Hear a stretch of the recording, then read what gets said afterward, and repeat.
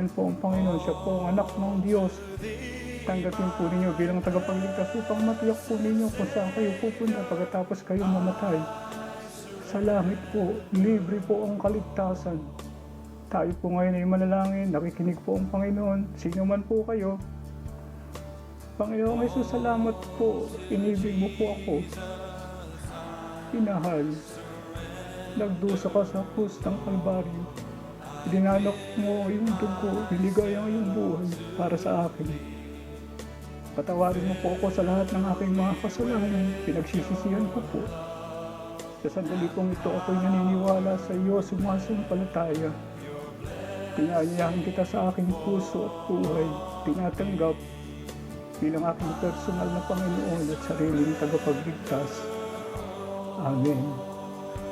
Ako na lang po mananalangin, dakilang Diyos, pagpalain mo po ang lahat ng tumanggap, ang lahat ng kasama ko ngayon.